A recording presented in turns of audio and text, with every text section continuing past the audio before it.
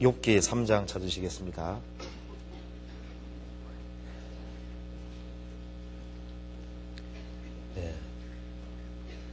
구약 763페이지입니다.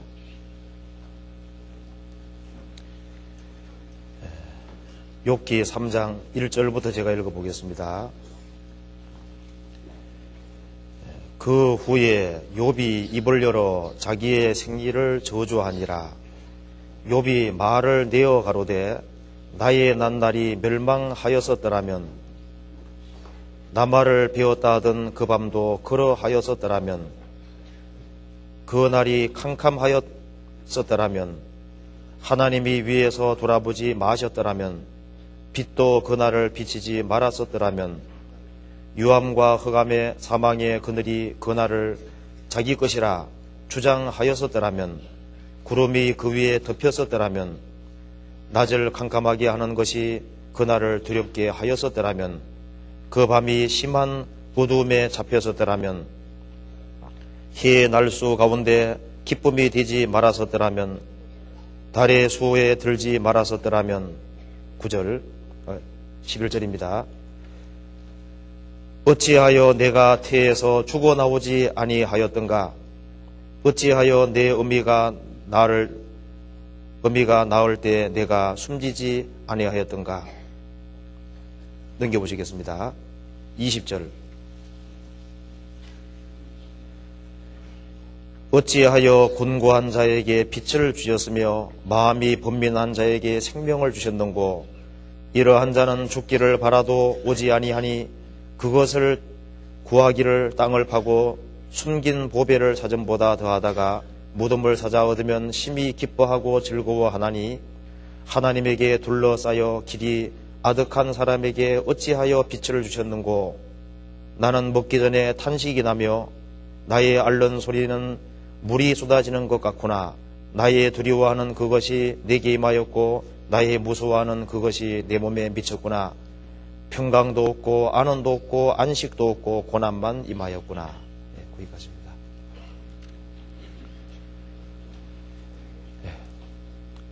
제가 오늘 시간에는 우리가 구원받은 그리스도인으로서 하루하루 삶이 얼마나 중요한지에 대해서 같이 한번 생각을 해봐야 되겠습니다. 그래서 구원받고 나면은, 구원받기 전에는 나를 아무렇게 보냈을지라도 구원받고 난 다음에는 하루하루의 날이 너무나도 귀한 날이라는 것을 구원받은 사람들이 더 확실하게 인식을 해야 되겠습니다. 그리고 이 구원을 받고 난 이후에 형통한 날도 많지만은 공고한 날도 많이 있습니다. 그런데 우리가 주님의 뜻 가운데 있는 한에는 이 고난 가운데 있는 그 날이 저주스러운 날이 아니고 정말 축복의 날이라고 하는 것도 우리가 조금 생각을 해야 되겠습니다. 그래서 날들에 대한 묵상이라는 제목으로 제가 한번 말씀을 드려보겠습니다.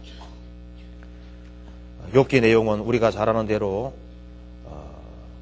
경건하게 살던 욥, 그 당대의 가장 큰 부자인 욥이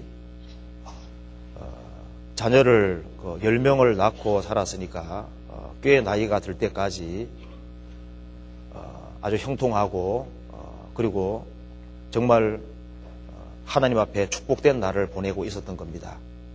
그런데 자기 예상 밖으로 어느 날 갑자기 자기의 전 재산이 한꺼번에 다 날아가고 머리부터 발끝까지 병이 들고 거기에다가 자기의 자녀 10명이 다 죽는, 그리고 머리부터 발끝까지 병이 드는 그런 심각한 운명이 떨어졌습니다.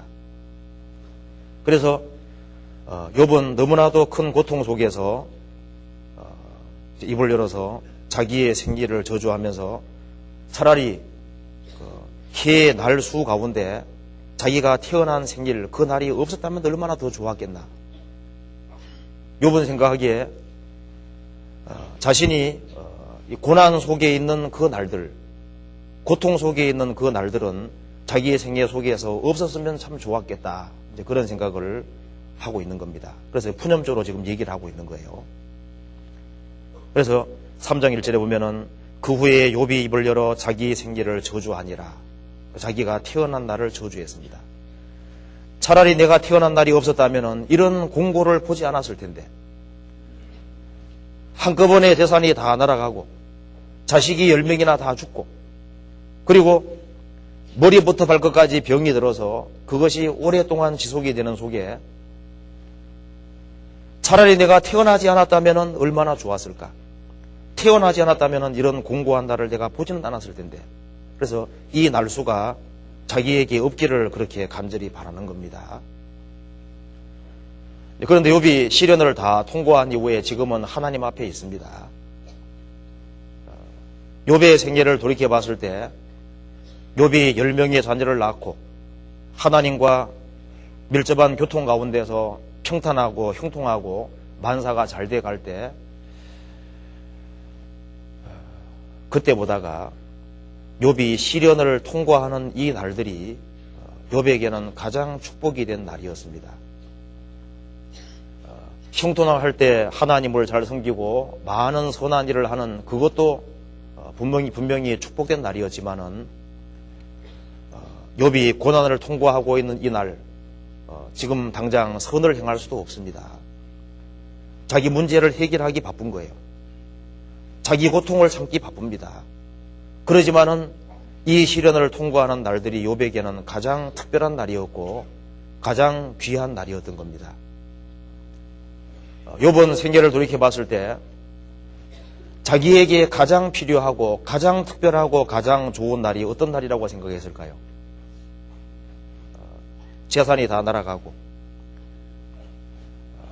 10명의 자녀들이 다 죽고 머리부터 발끝까지 병이 들고 욥의 세 친구가 욥을 계속적으로 공격하고 모든 사람들이 욥을 등지고 있는 이 상태, 끝을 고난 중에 살고 있는 욥, 고난 중에 있는 그 욥, 그것이 욥에게는 가장 축복된 날이었습니다. 그리고 그 날들은 특별하게 성경 속에 기록이 되어 있는 겁니다. 그래서 욥기 3장에 나와 있는 이 생기를 저주할 사람들은 사실 욥이 아니고 구원받은 사람들이 아니고 구원받지 아니한 사람들이 이렇게 저주를 하게 될 겁니다. 그래서 욥기 3장 6절에 보시겠습니다. 3장 6절에 보면은 그 밤이 심한 어두움에 잡혔었더라면 해의 날수 가운데 기쁨이 되지 말았었더라면 달의 수에 들지 말았었더라면 11절 어찌하여 내가 태에서 죽어나오지 아니하였던가 썼던가 어찌하여 내 어미가 낳을 때 내가 숨지지 아니하였던가. 욥이 너무 고통스러워서 이 말을 했지만은 사실 이 말은 누가 해야 될 말이냐면은 구원받지 아니한 사람들이 해야 될 말에 속하는 겁니다. 아마 구원받지 아니한 사람이 지옥에 떨어지면은 틀림없이 자기 생기를 저주할 것이고 자기가 악을 행한 그 모든 날들을 저주할 겁니다. 그리고 어찌하여 내가 태에서 죽어나오지 아니하였던가 어찌하여 내 어미가 낳을 때 내가 숨지지 아니하였던가. 차라리 이 세상에 태어나지 않았었더라면 참으로 좋았을 텐데 이제 그 말을 구원받지 아니한 사람들은 하게 될 거예요. 그래서 이 말은 사실은 구원받은 사람이 할 말이 아니라 구원받지 아니한 사람들이 할 말에 속할 겁니다.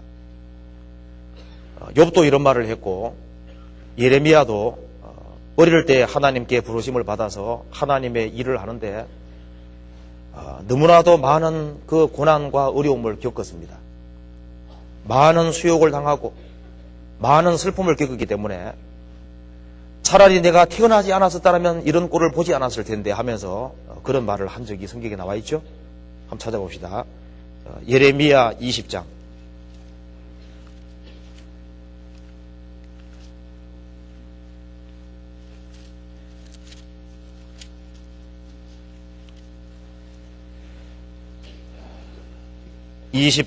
14절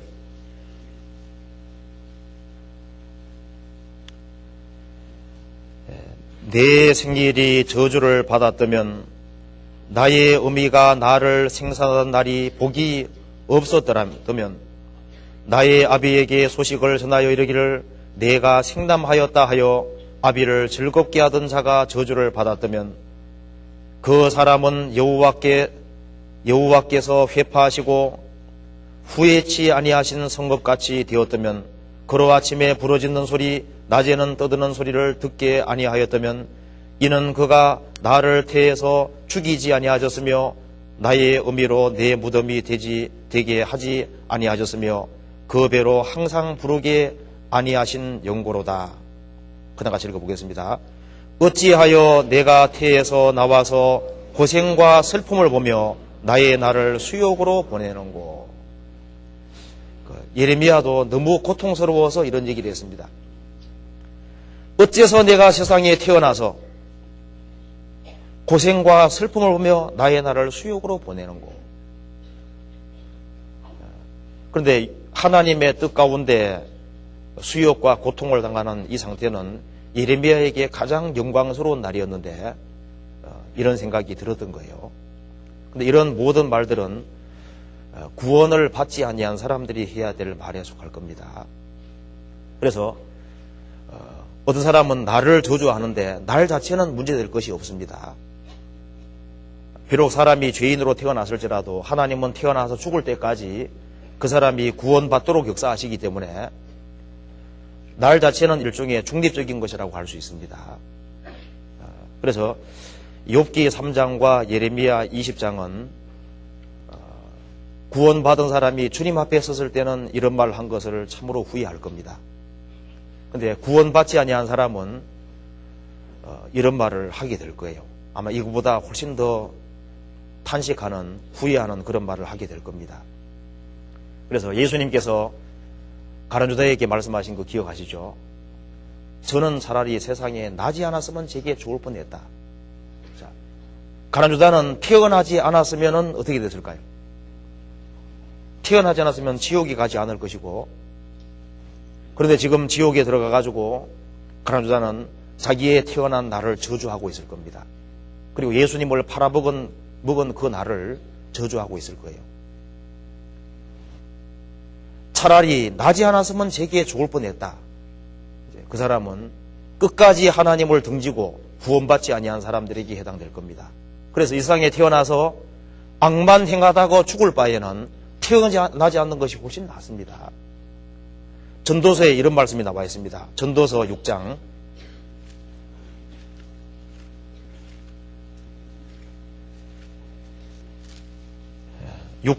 3절 솔로몬이 한 말씀입니다. 6장 3절 사람이 비록 100자녀를 낳고 또 장수하여 사는 날이 많을지라도 그 심령에 낙이 족하지 못하고 또 그 몸이 매장되지 못하면 나는 이르기를 낙태한 자가 저보다 낫다 하노니.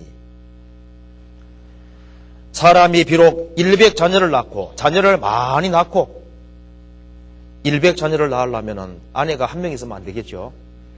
아내가 많을 겁니다. 아내도 많이 두고 자녀도 100자녀를 낳고 또 장수하여 사는 날이 많을지라도 그 심령에 낙이 족하지 못하고 심령의 즐거움은 구원받을 때 생기는 겁니다. 그리고 그 몸이 매장되지 못하면 나는 이르기를 낙태된 자가 저보다 낫다. 여기 특별히 몸이 매장되지 못하면 그렇게 되어 있습니다. 이 성경 속에서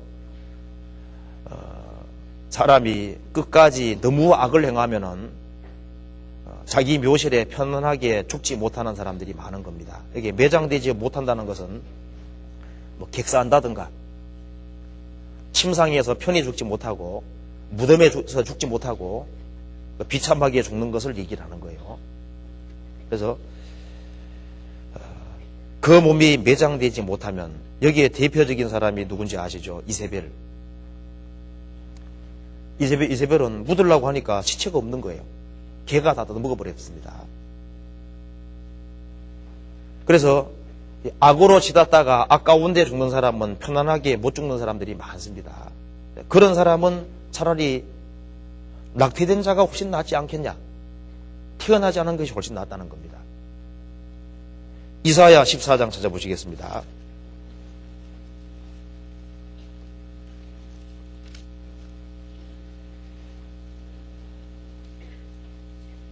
(14장) 18절.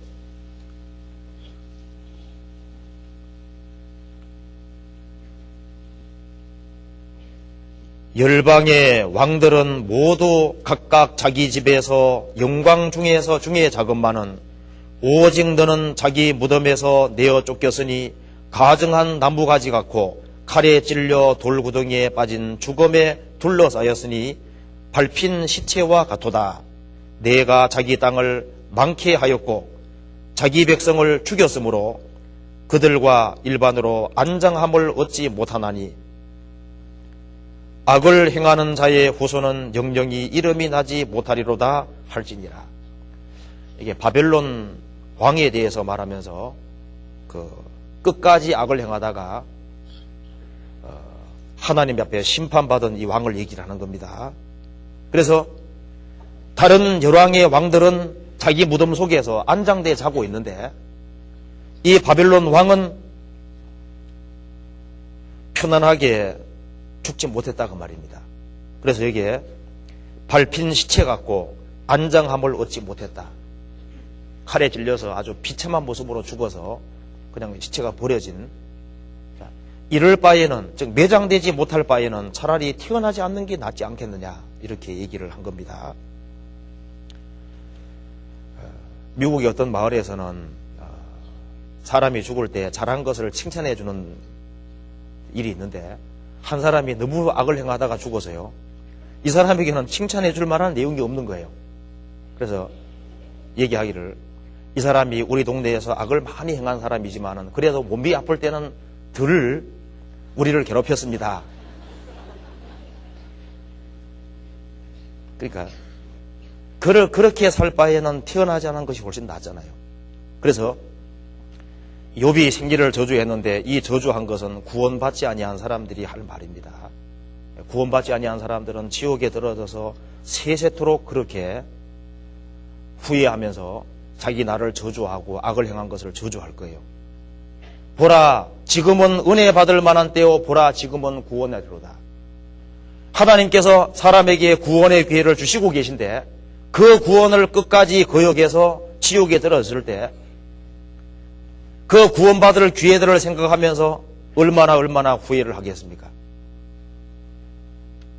그래서 세상에 살아가는 속에서 고의적으로 악을 행한 날들, 고의적으로 낙태를 시키고 사람을 암살하고 간음죄를 짓고 거짓 증거를 하고 하나님을 대적한 모든 날들, 전도받는 그날 약속 시간에 피해버렸습니다. 죽음 건너갔을 때 그 날을 후회할 겁니다. 그리고 한 사람이 모처럼 예수 믿으려고 한 것을 막은 날도 있을 거 아니에요. 그 날을 분명히 후회하게 될 겁니다. 그리고 한 사람이 구원받은 그리스도인들을 고의적으로 핍박하고 하나님의 교회를 대적하는 그 모든 날들을 후회하게 될 겁니다. 자기의 생기를 저주하고 자기가 악을 행한 그 모든 날들을 저주하고 전도받을 수 있는 기회를 놓친 그 모든 날들을 저주하게 될 거예요. 그런데 구원받지 아니한 사람들은 구원받지 아니한 상태로 재림하시는 주님을 만난다면 그건 가장 무서운 날이 되겠죠. 최후의 심판대 앞에서 자기의 악행이 다 드러나게 될 때 얼마나 후회를 하게 되겠습니까? 그리고 영원한 지옥에 떨어져서 세세토록 고통을 받을 때 슬피 울며 이를 갈미 있으리라. 예수님께서 운다고 말씀하신 것은 끊임없이 후회할 것을 말하고 있는 겁니다. 내가 어찌하여 태에서 태어났던가? 내가 어째서 숨지고 나지 아니하였던가? 여기에 후회가 구원받지 아니한 사람들의 후회하는 모습일 거예요. 그러나 욥에게는 이 날들이 특별한 날입니다. 주님의 뜻 가운데 있는 공고한 날은 특별히 축복의 날이었습니다. 아마 욥의 삶 속에서 가장 복된 날이 어느 날이겠습니까? 이 날입니다. 하나님의 뜻 가운데서 이유 없이 재산이 날아가고 자식이 10명이나 다 죽고, 근데 이런 경우를 왜 적어놨냐 하면은 이런 최악을 적어놓으신 이유가 있습니다. 모든 그리스도인들에게 도움이 되도록 하기 위해 그렇게 해놓은 거예요. 성경 속에다가 최악을 해놓은 겁니다. 아마 구원을 받은 그리스도인들 중에 자식이 한꺼번에 10명이나 다 죽는 그런 경우는 없을 거예요. 이런 최악을 기록해놓은 이유는 내가 주님의 뜻 가운데 살아가고 있을 때 그런 유사한 일들이 일어날 때 성경으로 위로받도록 하고 주님을 더욱 의지하도록 하기 위해서 그렇게 해놓으셨을 겁니다. 자, 욥기 3장은 욥이 고통 속에서 그날이 없기를 바라고 그날을 저주하는 내용이 나와 있는데요. 욥이 이런 고난을 당하기 전에 날을 한번 봅시다. 욥기 29장 보시겠습니다.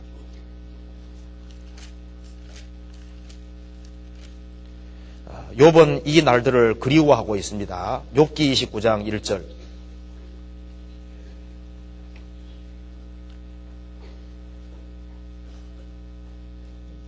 욥이 또 비사를 들어 가로되 내가 이전 달과 하나님이 나를 보호하시던 날에 진이었던 것 같이 되었으면 그때는 그의 등불이 내 머리에 빛이었고 내가 그 광명을 힘입어 흑암에 행하였었느니라. 나의 강장하던 달과 같이 진이었으면 그때는 하나님의 우정이 내 장막 위에 있었으며 그때는 전능자가 오히려 나와 함께 계셨으며 나의 자녀들이 나를 둘러 있었으며 버터가 내 발자취를 지키며 반석이 나를 위하여 기름 시내를 흘러내렸으며 그때는 내가 나가서 성문에 이르기도 하며 내 자리를 거리에 베풀기도 하였었느니라. 11절. 귀가 들은즉 나를 위하여 축복하고 눈이 본즉 나를 위하여 증거하였었나니 이는 내가 부러짓는 빈민과 도와줄 자 없는 고아를 건졌습니다. 망하게 된 자도 나를 위하여 복을 빌었으며 과부의 마음이 나로 인하여 기뻐 노래하였었느니라. 내가 의로 옷을 삼아 입었으며 나의 공의는 도포와 면류관 같았었느니라. 나는 소경의 눈도 되고 쩔뚝바리의 발도 되고 빈궁한 자의 아비도 되며 생소한 자의 일을 사실하여 주었으며 불의한 자의 어금니를 꺾고 그의 사이에서 겁탈한 물건을 빼어내었었느니라. 내가 스스로 말하기를 나는 내 보금자리에서 선종하리라. 나의 날은 모래같이 많을 것이라. 내 뿌리는 물에 뻗어가고 내 가지는 밤이 맞도록 이슬에 젖으며 내 영광은 내게 새로워지고 내 활은 내 손에서 날로 강하여 짓느니라 하였었노라. 욥이 이제 이 고난 당하기 전에 과거를 쭉 상고하면서 내가 고난 당하기 전에 그날 같이 됐으면 얼마나 좋았겠는가. 그때는 하나님의 등불이 내게 빛이었고 내가 그 광명에 힘입어 살았고 그리고 형통하고 잘될 그날에 하나님의 우정이 내 장막 위에 있었고 내 자녀들이 나를 둘러싸고 있었고 욥이 이웃을 위해서 얼마나 헌실적으로 살았는지를 쭉 말하면서요. 나는 이렇게 살고 있기 때문에 나는 내 보금자리에서 선하게 종말을 구할 것이다. 그리고 나는 나의 날은 모래같이 많을 것이다. 오래오래 살다가 편안하게 죽을 것이다. 그리고 내 날은 날로 번창하고 잘 돼갈 것이다. 이제 그렇게 생각을 했습니다. 그래서 이런 날을 그리워하면서 이런 날들은 내게 필요한 날인데 욥은 지금 가장 고통 속에서 모든 사람들이 외면하는 상태로 바뀐 겁니다. 욥의 친구들이 욥의 마음을 이해하지 못하고 욥을 계속적으로 괴롭힙니다. 욥은 눈물을 흘렸다고 되어 있잖아요. 그리고 모든 사람들이 욥을 다 등지고 있는 상태로 있었습니다. 그렇기 때문에 이런 고난받는 날들, 고통받는 날들은 자기 날수 가운데 없기를 간절히 바라는 거예요. 욥기 16장 보시겠습니다. 16장 20절.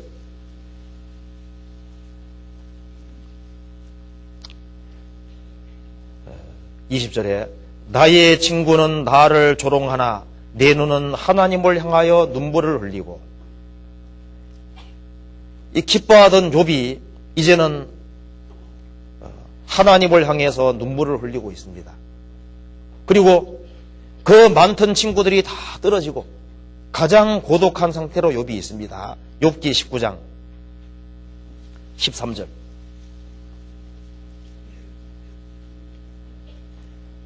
나의 형제들도 나를 멀리 떠나게 하시니 나를 아는 모든 사람이 내게 외인이 되었구나. 내 친척은 나를 버리며 가까운 친구는 나를 잊었구나. 내 집에 우고한 자와 내 계집종들은 나를 외인으로 여기니 내가 그들 앞에서 타국 사람이 되었구나. 내가 내 종을 불러도 대답지 아니하니 내 입으로 그에게 청하여야겠구나. 내 숨을 내 아내가 싫어하며 내 동포들도 혐오해하는구나. 어린 아이들이라도 나를 업신여기고 내가 일어나면 나를 조롱하는구나. 나의 가까운 친구들이 나를 미워하며 나의 사랑하는 사람들이 돌이켜 나의 대적이 되었구나. 내 피부와 살이 뼈에 붙었고 남은 것은 겨우 이꺼풀 뿐이로구나.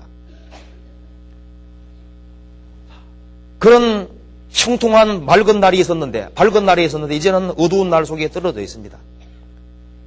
모든 형제와 친척들이 멀리하고 아내도 자기의 숨을 싫어하고 종들도 조롱하고 계집종도 멀리하고 어린 애들까지도 조롱하는 가장 비참한 상황 속에 욥이 있는 겁니다. 이 고통이 너무나도 힘이 들었기 때문에 이 날들은 내게 없는 날이었으면 얼마나 좋을까. 자기 일생의 날수 가운데 태어난 날도 없고 아예 이런 고통의 날들은 없었으면 좋겠다. 그리고 자기 고통 속에 자기가 있으니까 그날은 날이 계속 그냥 무의미하게 지나간다고 생각하는 거예요. 사실은 그 날들이 무의미한 날이 아니었습니다.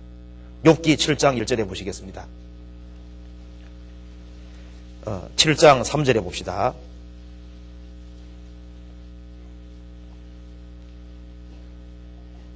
이와 같이 내가 여러 달째 곤고를 받으니 수고로운 밤이 내게 작정되었구나. 내가 누울 때면 말하기를 언제나 일어날고 언제나 밤이 갈고 하며 새벽까지 이리 뒤척 저리 뒤척 하는구나. 내 살에는 구더기와 흙조각이 의복처럼 입혔고 내 가죽은 합창되었다가 터지는구나. 나의 날은 배틀의 북보다 빠르니 소망 없이 보내는구나. 그전에는 욥이 많은 일을 했습니다. 이제는 너무나도 비참한 공공 가운데서 수고로운 밤이 내게 작정이 되었다. 잠 못 이루는 밤이 너무 많잖아요. 나의 날은 배틀의 북보다 빠르니 소망 없이 보내는구나. 이 소망 없이 보내는 이 날들을, 이런 날들은 차라리 없으면 얼마나 좋았겠나. 욥기 9장 보시겠습니다. 9장 25절.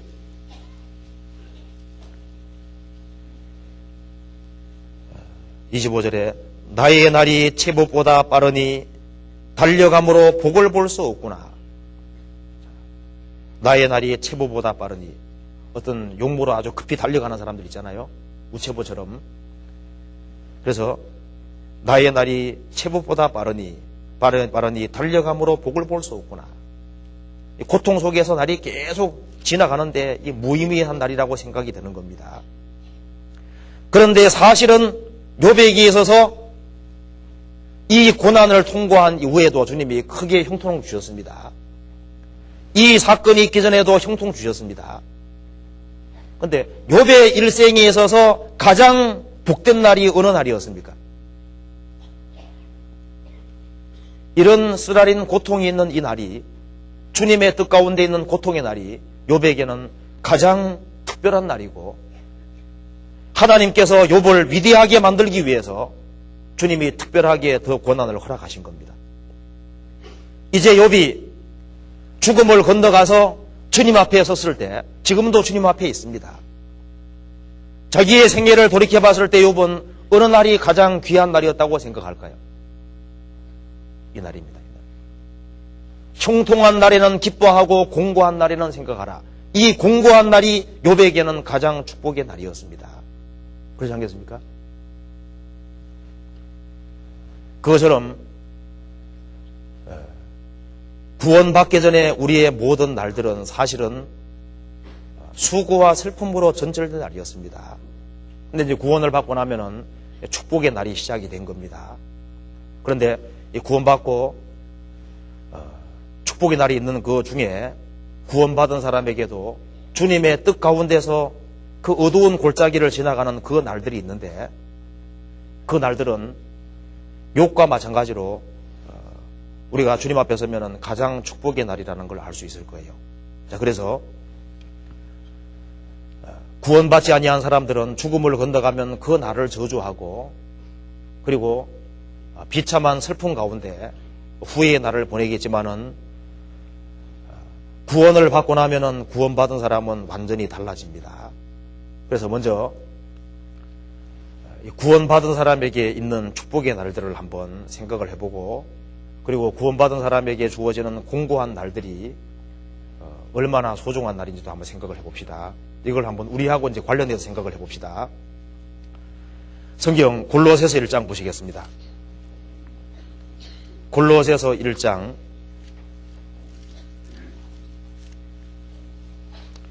6절 같이 읽어보시겠습니다.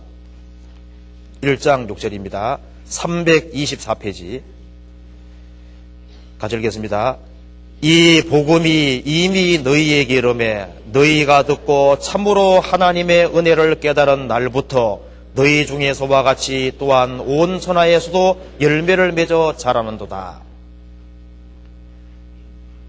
비록 우리가 아담의 후손으로 태어나서 죄 가운데 살고 죄 가운데 지냈지만은 하나님의 말씀을 듣고 하나님의 존재를 알고 내가 죄인인 것을 깨닫고 지옥의 운명인 것을 깨닫고 멸망받을 운명에서 참으로 건진받은 그날, 참으로 하나님의 은혜를 깨달은 그날, 그 날은 일생 중에서 아마 가장 중요한 날일 거예요.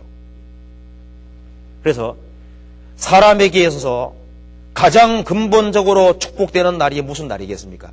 육신적으로 탄생하는 날이 아니죠. 회사에 승진하는 날이 아닙니다.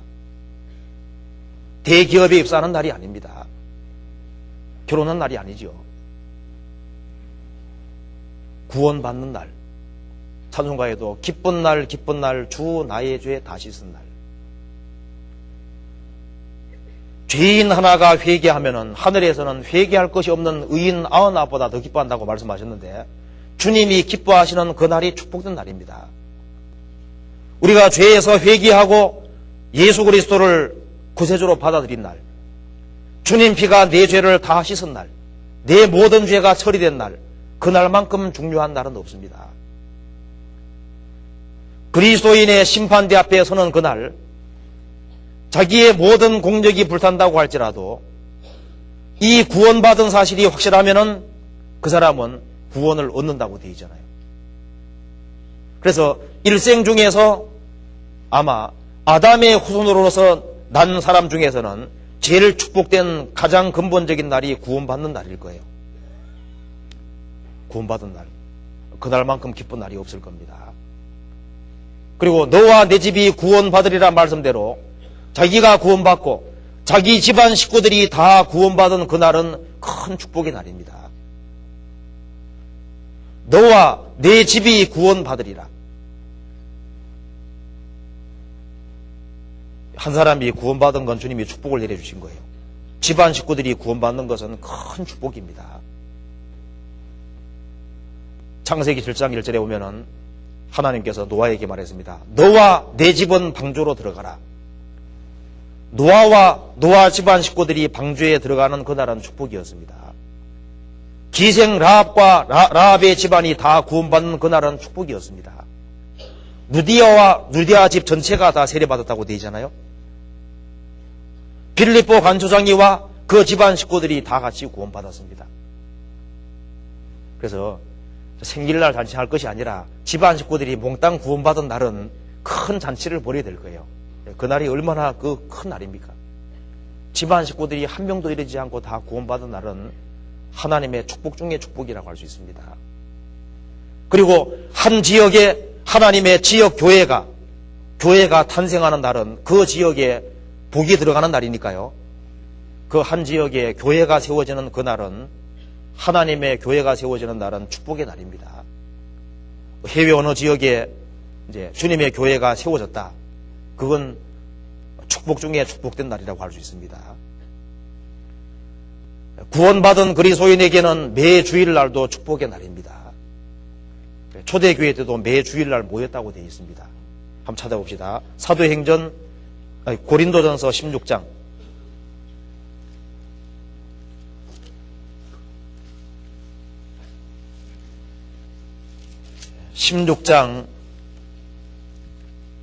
2절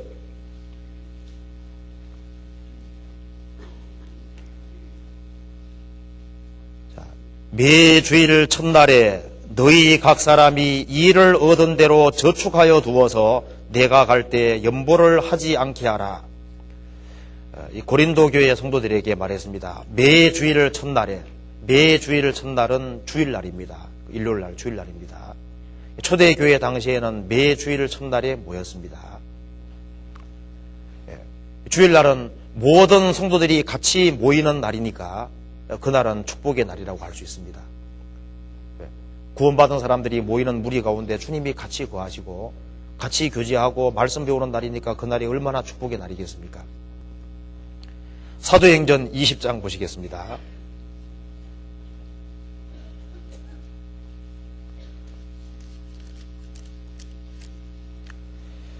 사도행전 20장 7절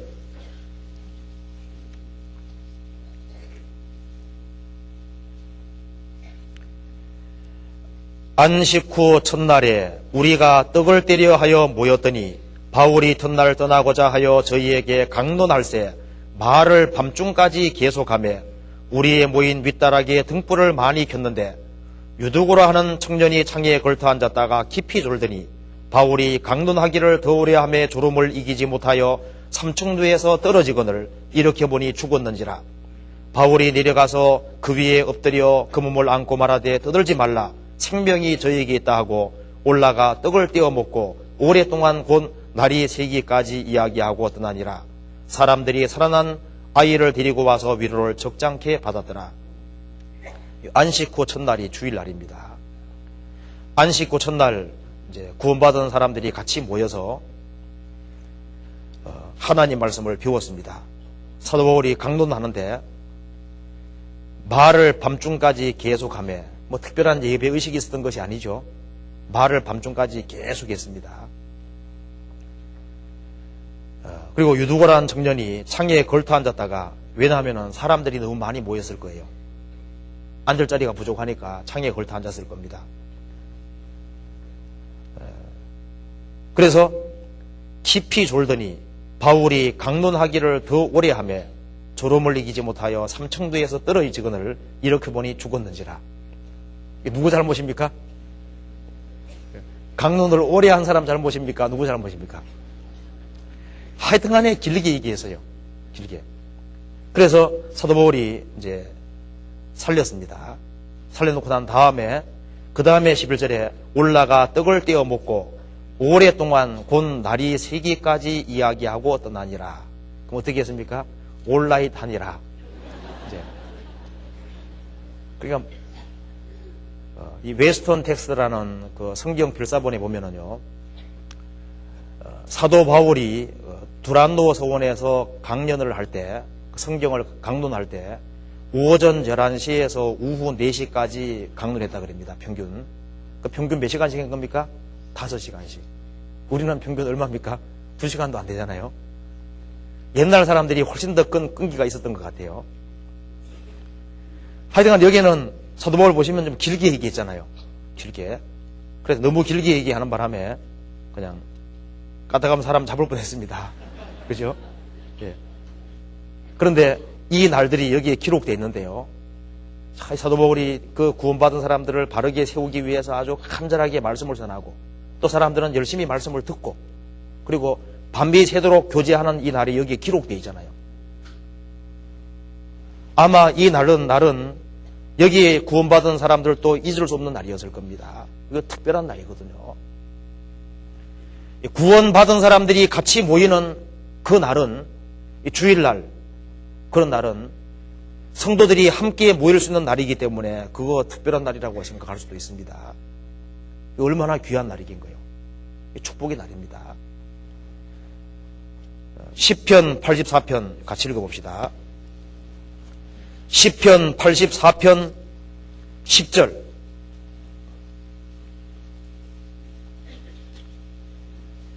네, 구원받은 날이 귀한 날이고, 구원받은 사람들이 같이 모이는 날도 이거 귀한 날입니다. 10절 같이 읽어보겠습니다. 주의 궁정에서 한 날이 다른 곳에서 첫날보다 나은즉 악인의 장막에 거함보다 내 하나님 문지기로 있는 것이 좋사오니. 주님과 함께하는 곳에서 한 날이 다른 곳에서 첫날보다 낫다. 악인의 장막에 거함보다 내 하나님 문지기로 있는 것이 좋다.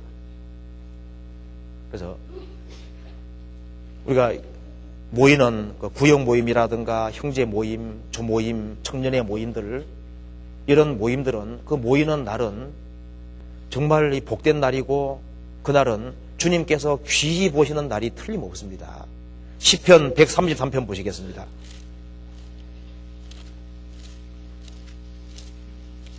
133편 1절부터 3절까지 이것도 같이 읽어보겠습니다.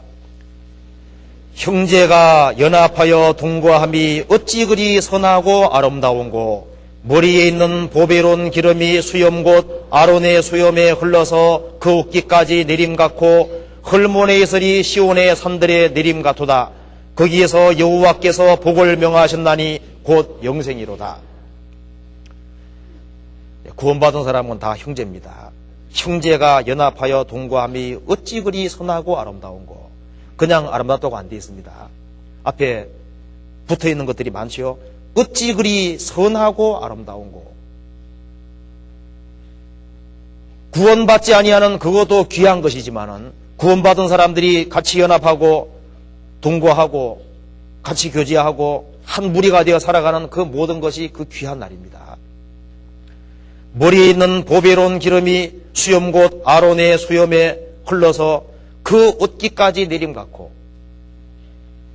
기름이 옷깃까지 내려간다는 말씀처럼요, 주님이 머리고 구원받은 사람들이 모인 무리가 몸입니다. 그 모인 무리 가운데 지극히 작은 자에게까지 성령의 공급이 내려가는 거예요. 옷깃까지입니다. 옷깃은 정말 하찮은 곳이라고 할 수 있잖아요. 거기까지 기름이 내려간다 그 말입니다. 성령의 공급이 구석구석으로 미치는 겁니다. 헐몬의 이슬이 시온의 산들에 내린 같도다. 그 은혜가 내려온다 그 말입니다. 거기에서 여호와께서 복을 명하셨나니 곧 영생이로다. 내가 영생 얻었다는 확실한 증거가 뭐예요? 우리가 형제를 사랑함으로 사망에서 옮겨 생명으로 들어간 줄 안다 그랬습니다. 구원받은 사람들을 참으로 가까이 하고, 구원받은 사람하고 서로 사귀고 하나가 되고 운명 공동체가 되면은 그 사람이 생명이 있다는 증거인 거예요. 구원받은 사람이 구원받지 아니한 사람하고 더 친하고 마음을 더 터놓고 얘기할 수 있고, 그러면 그거 이쪽 동네가 아니라 저쪽 동네든지 뭐 무슨 문제가 있을 거예요. 자, 그래서 이 구원받은 사람에게는 이 주일날도 특별히 축복의 날이라고 할 수 있습니다. 그리고 형제 모임이라든가 이 구역 모임, 조모임, 이런 모든 모임들, 그런 모임들이, 그 모이는 날들이 아주 귀한 날이라는 것을 우리가 인식을 확실히 해야 됩니다. 그리고 특별히 하기수양회, 동계수련의 날, 그런 날들은 대회로 모이는 날이니까 그날은 훨씬 더 특별한 날이겠죠.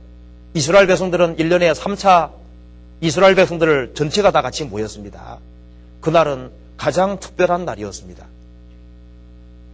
우리에게 주일날도 귀한 날이고 구역 모임이나 다른 모임도 귀한 날이지만은 우리가 특별히 전도 집회하는 날, 그건 훨씬 특별한 날입니다. 날이 다 똑같은 날이지만은 더 귀하고 더 특별한 날이 있는 거예요. 이스라엘 백성들은 대회로 모이는 날은 더 훨씬 특별한 날이었습니다. 하기수양이라든가 동계수양회 이런 날은 훨씬 더 특별한 날입니다. 그건 훨씬 더 큰 축복의 날인 거예요. 자, 시편 찾아봅시다. 35편에 35편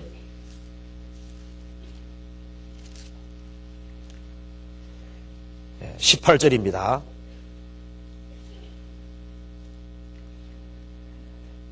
내가 대회 중에서 주께 감사하며 많은 백성 중에서 주를 찬송하리이다. 이게 대회라는 것이 전당, 세상 사람들은 전당대회, 무슨 대회 하잖아요. 이스라엘 사람들은 1년에 3차 큰 무리로 모이는 겁니다. 우리도 모이는 날이 가끔 전국교회가 다 같이 모이는 날들이 있잖아요. 내가 대회 중에서 주께 감사하며 많은 백성 중에서 주를 찬송하리이다. 시편 40편 보시겠습니다. 40편 9절.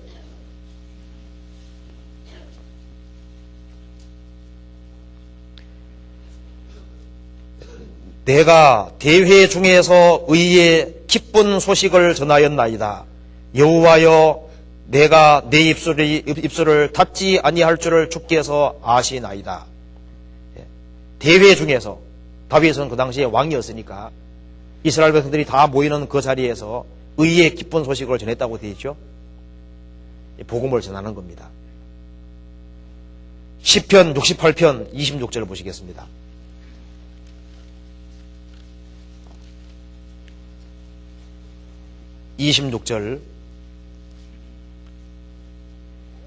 이스라엘의 근원에서 나온 너희여, 대회 중에서 하나님 곧 주를 송축할지어다.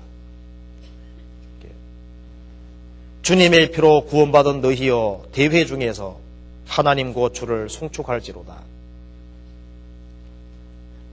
그래서 이 특별한 날들이 있습니다. 그리고 이런 날들만 축복이 아니죠.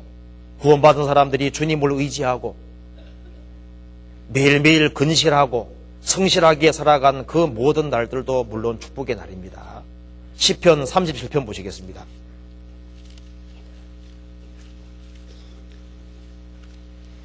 (37편) 3절.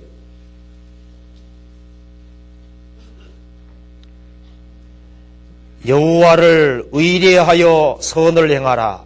땅에 거하여 그의 성실로 식물을 삼을지어다. 18절 같이 읽겠습니다. 여호와께서 완전한 자의 날을 아시니 저희 기업은 영원하리로다. 여호와를 의뢰하여 하나님께 기대고 선을 행하라.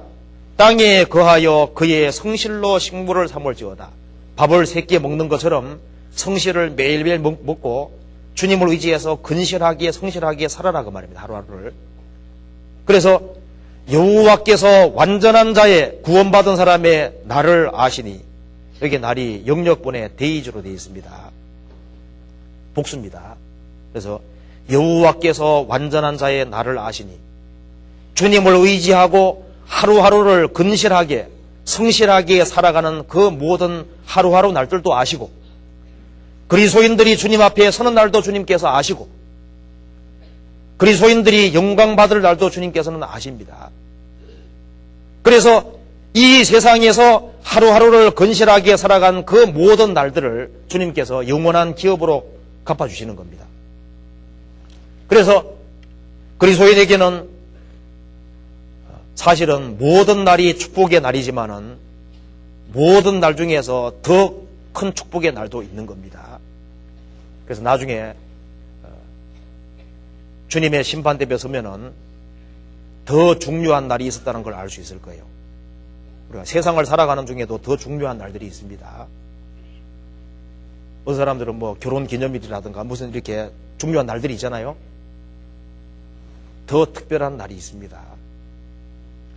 그리스도인에게도 마찬가지인 거예요. 그런데 이런 모든 날들이 축복의 날이지만은 주님의 뜻 가운데 있는 곤고한 날들은 축복 중에 축복의 날입니다.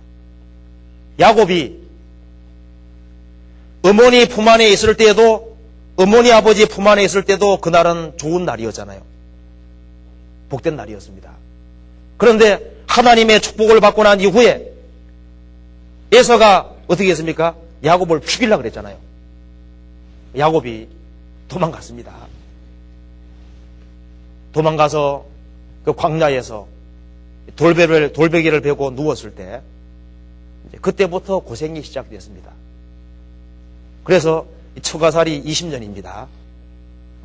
그 속에서 많은 단련받고 아주 험악한 세월을 보냈습니다. 그런데 야곱이 어머니 아버지의 품 안에 있을 날도 그날도 복된 날이었습니다. 근데 하나님의 축복을 받고 난 이후에 험악한 광야 생활이 시작됐을 때 그 모든 날들은 야곱에게 특별한 날이었습니다. 그 모든 날들이 있었기 때문에 야곱의 육신의 껍질이 벗겨지고 그리고 야곱이 이스라엘이 된 거예요.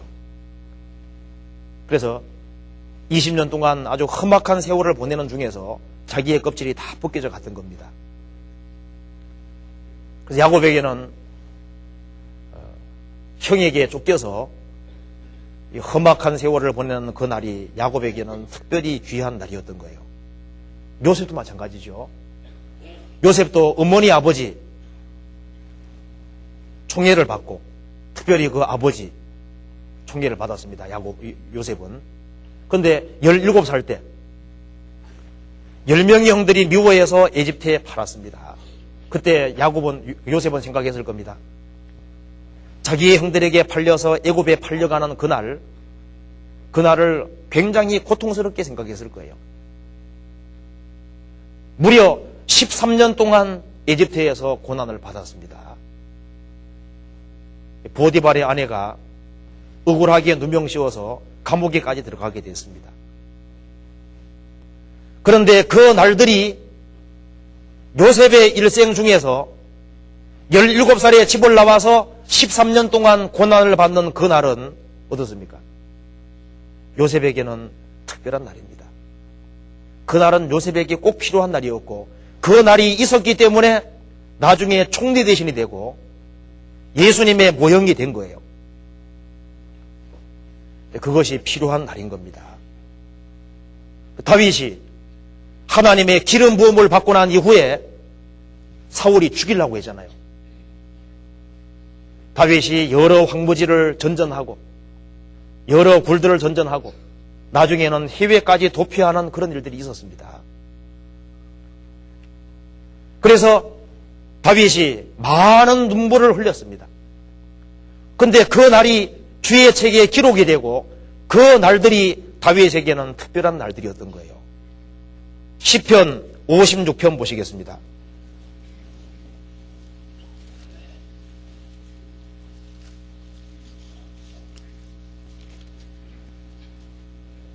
(56편) 8절 같이 읽어보시겠습니다.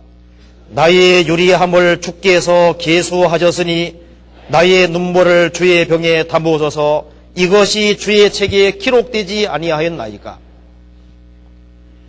이 내용은 다윗이 사울에게 쫓겨서 해외로 도피한 상황에서 블레셋인에게 잡힌 때에 지은 시입니다. 아무 이유 없이, 아무 죄가 없는데 사울과 이스라엘 백성들 전체가 다윗을 잡으러 다니는 거예요. 어쩔 수 없이 해외로 도피했습니다. 근데 해외에 도피했는데 블레셋 사람에게 잡힌 겁니다. 다윗은 그 속에서 많은 고통을 느꼈습니다. 나의 유리방황함을 주께서 계수하셨으니 일일이 다 세졌으니 나의 눈물을 주의 병에 담으소서 이것이 주의 책에 기록되지 아니하였나이까. 주님의 뜻 가운데 살아간 그 모든 눈물들은 주님이 다 기억하고 있는 겁니다. 여기 말하기를 이것이 주의 책에 기록되지 아니하였나이까. 기록되었습니다. 다윗이 이런 험악한 광야를 통과하고 많은 시련을 통과했을 때 거기에서 주옥 같은 시편이 나온 거예요. 다윗은 지금 주님 앞에 섰을 때 이 날들이 자기에게 얼마나 큰 축복인지를 더 확실하게 알 겁니다. 사도 바울이 복음 전하러 다니는 중에 감옥에 여러 번 들어갔습니다. 그 감옥이 사도 바울에게는 특별한 날이었습니다. 거기에서 신약 성경들이 여러 권 쓰여졌습니다. 존 번전이 감옥에 복음 전하다가 감옥에 들어갔잖아요.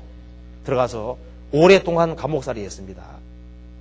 사람 눈에 봤을 때는 그것이 저주스러운 날일지 몰라도 하나님 보셨을 때 존 번전에게는 가장 복된 날이었습니다. 그래서 거기에서 철록정이 나온 거예요. 이것이 그 사람들에게만 생각되는 것이 아니라 구원받은 사람도 마찬가지입니다. 구원받은 사람에게도 마찬가지예요. 형통한 날에는 기뻐하고 공고한 날에는 생각하라. 하나님께서 이 두 가지를 병행하게 하사 장래일을 능히 헤아려 깨닫지 못하게 했다 그랬습니다. 요셉에게도 맑은 날이 있었습니다. 그렇지만은 어두운 날이 오랫동안 있었던 거예요. 하나님의 모든 사람들은 맑은 날이 있었던 동시에 어두운 날이 있었습니다. 그래서 눈물 골짜기라는 것이 반드시 있도록 되어 있는 거예요. 그래서 성도에게는 그 길이 있습니다. 왜? 주님께서는 더 좋은 것을 주시기 원하시기 때문에 그런 날을 허락하시는 거예요. 야곱에게 12아들이 있는데 왜 하나님께서 요셉에게 더 큰 어려움 주셨을까요? 영광을 주기 원하셨기 때문에 그렇게 하신 겁니다. 하나님이 욥에게 이런 큰 시련을 허락하신 이유가 뭐예요? 주님께서 더 큰 기쁨과 더 큰 영광을 주기 위해서 그렇게 하신 겁니다. 그래서 하나님의 길은 저녁에서 아침입니다. 마귀의 길은 아침에서 저녁인 거예요. 참 놀라운 것은 이스라엘 민족을 제외한 어떤 나라도 시간 계산할 때 저녁에서 아침으로 계산하지 않습니다. 아침에서 저녁으로 하루 계산하는 거예요. 다른 모든 달력들은 아침에서 저녁으로 옵니다. 그런데 이스라엘만은 달라요. 저녁이 되며 아침이 되니 이는 첫째 날이라. 저녁에서 아침으로 가는 거예요. 그래서 아담 안에 속한 모든 길은 아침에서 저녁으로 옵니다. 예수님 안에 속한 모든 길은 저녁에서 아침으로 가는 거예요. 저녁이라는 것은 고난의 때고 환난의 때고 눈물의 때고 슬픔의 때입니다. 하나님의 모든 길은 슬픔에서 기쁨으로, 마귀의 모든 길은 아침에서 저녁으로 좋았다가 안 좋아지는 거예요. 역사도 어떻습니까? 아담 안에 속한 모든 것은 어떻게 되는 거예요? 한때는 좋았다가 나중에는 안 좋게 다 바뀌는 겁니다. 나라도 흥했다가 결국은 망하잖아요. 개인도 좋았다가 결국은 인생이라는 건 잠깐 좋았다가 결국은 노년기 안 좋아지는 거예요. 그런데 예수 그리스도 안에 속한 것은 정반대입니다. 예수님도 고난 다음에 영광인 거예요. 그리스도인들은 어렵게 됐다가 주님의 축복을 받도록 되어 있는 거예요.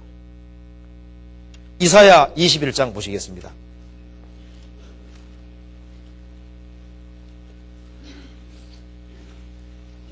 21장 11절입니다. 11절.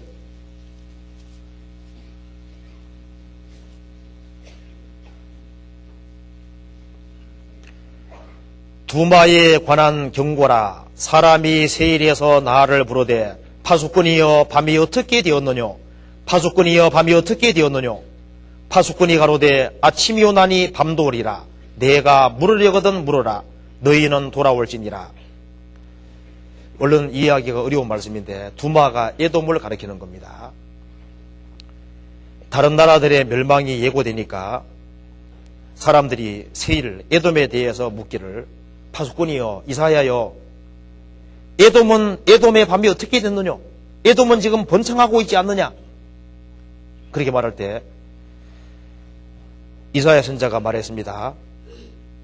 아침이 오나니 밤도 오리라.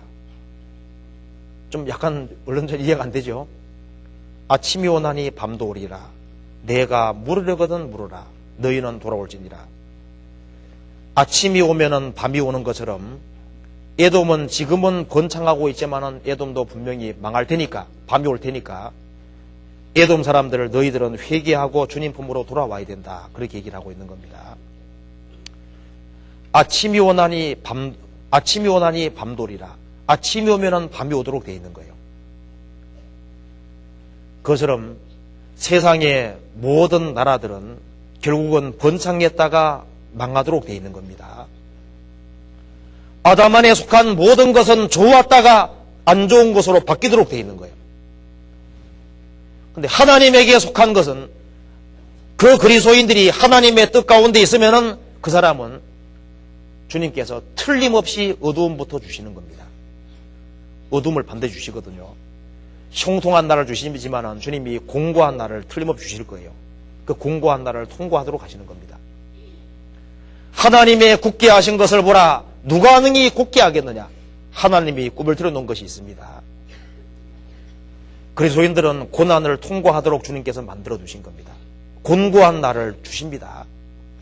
눈물 골짜기를 주십니다. 왜냐하면 그것이 필요한 날이기 때문에 주시는 거예요. 이 지구가 혼돈하고 공허한 지구가 아름답게 바뀌는데 세 가지가 들어가야 됩니다. 말씀을 계속적으로 받을 때마다 바뀌었습니다. 그 다음에 시간이라는 것이 필요했고, 그리고 저녁이 되며 아침이 되는 그것이 반복된 거예요. 그것처럼 한 사람이 구원받고 아름답게 바뀌어가는 거기에도 말씀을 계속적으로 받는 일이 있어야 되고, 거기에 시간이라는 것, 자라는 것은 시간이 걸립니다. 시간이라는 게 걸리고, 그리고 저녁이 되며 아침이 되고 하는 말처럼 고난의 때가 있고, 또 주님이 또 기쁨의 때를 주시고, 또 고난의 때가 있고 기쁨의 때를 주시고, 그렇게 해서 이 고난과 평탄이 반복되는 가운데 그 사람이 바뀌어가는 거예요. 우리의 육신의 껍질은 너무나도 두꺼워서 시련이 없이는 뺏겨지지 않는 겁니다. 금도 순금이 되기 위해서는 불 속에 들어가는 것처럼 하나님께서 그리스도인들을 단련시켜서 순수하게 만들기 위해서, 합당한 자를 만들기 위해서 밤을 주시는 겁니다. 그래서 밤이 있고 낮이 있는 거예요. 이것은 하나님께서 정하신 법칙입니다. 그렇기 때문에 그리스도인들이 주님의 뜻 가운데 있는 고난의 날들은 세상에 내 신앙생활 속에서 이 날들은 필요 없는데 이렇게 생각할 것이 아니라 이 날을 축복의 날로 받아들여야만 그게 정상적인 거고요. 내가 낮춤을 받거든 높아지리라 하라. 낮춤을 받거든 어떻게 하라고요? 높아지리라 하라. 주님이 나를 낮추시는 것은 나를 높이시기 위해서입니다. 뭔가를 깨닫게 하기 위해서 그렇게 하실 거예요. 자, 그래서 그리스도인들이 주님의 뜻 가운데 있는 공고한 날들은 축복의 날이라고 할 수 있습니다. 그리고 거듭난 그리스도인들이 결단하는 날들, 그날은 또 특별한 축복의 날이 될 거예요. 아브라함이 갈대아 우르에 살았습니다. 영광의 하나님이 나타나서 가나안 땅으로 가라 그랬잖아요. 아브라함이 본토 친척 아비 집을 떠나서 가나안 땅으로 들어간 그날은 축복의 날이었습니다. 아브라함이 독자 이삭을 바친 날은 특별한 축복의 날이죠. 모압 사람 루시, 발음을 좀 잘해야 되는데, 루시 아니라 루시입니다. 루시, 자기 시어머니를 따라서 이스라엘 땅으로 가기로 결심하고 기꺼이 따른 날은 그 축복의 날이잖아요. 성경 기록되어 있습니다. 자기 동서 오르바는 떠나버렸지만은 룻은 기어코 시어머니 따라갔습니다. 왜? 시어머니가 섬기는 하나님이 자기 하나님이 되고, 시어머니의 백성이 자기 백성이 되고, 참으로 하나님을 사모했기 때문에 기꺼이 따랐습니다. 그날은 축복이잖아요. 모세가 바로의 공주의 아들이었습니다. 그러지만 그것을 붙잡지 않고 하나님 백성과 함께 고난받기를 택하는 날은 축복이었습니다. 믿음으로 모세는 장성하여 바로의 공주의 아들이라 칭함을 거절하고 도리어 하나님 백성과 함께 고난받기를 잠시 죄악의 낙을 누리는 것보다 더 좋아하고 그리스도를 위해 받는 능력을 애굽의 모든 부하보다 더 큰 재물로 여겼으니 이는 상주심을 바라봅니다. 모세가 바로의 공주의 아들이라 칭함을 거절하고 잠시 죄악의 낙도 거절하고 그리고 에집트의 모든 부하를 포기하고 하나님 백성과 함께 고난받기를 원한 그날, 기꺼이 그리스도를 위해서 모든 것을 헌신하고 포기한 그날은 축복이잖아요. 왜? 믿음으로 모세는 그렇게 했습니다. 우리가 믿음의 눈으로 보면 세상은 다 지나가는 거예요. 이 세상도 그 종족도 지나가되 이 세상의 모든 것은 다 지나가는 겁니다. 모세가 믿음의 눈으로 봤을 때 에집트 바로의 공주의 아들이라는 게 도대체 뭐냐 그 말입니다. 잠시 죄악의 낙이 뭐냐 그 말입니다. 이 세상의 보물과 재물 이게 도대체 뭐냐 그 말입니다. 모세는 영원한 영광과 영원한 상을 바라봤기 때문에 그 모든 것을 완전히 포기하고 하나님 백성과 함께 기꺼이 고난받기를 원해서 모세가 정말 많은 고난 가운데 살았습니다. 근데 그것이 축복이잖아요. 다니엘이 바벨론에 포로 잡혀갔을 때 내가 왕의 진미를 먹을 것이냐 아니면 하나님 말씀을 지킬 거냐 기로했었을 때 왕의 진미를 먹지 아니하고 하나님 말씀을 지키기로 결심한 날은 그 성경 기록되어 있습니다. 그 결심을 굳히고 그걸 실행에 옮긴 날은 성경에 특별한 날로 기록되어 있습니다. 에스라는 페르시아 왕에게 원하는 것은 다 받을 수 있는 사람이었습니다. 모든 걸 다 받을 수 있는 그런 특권이 있는 사람인 거예요.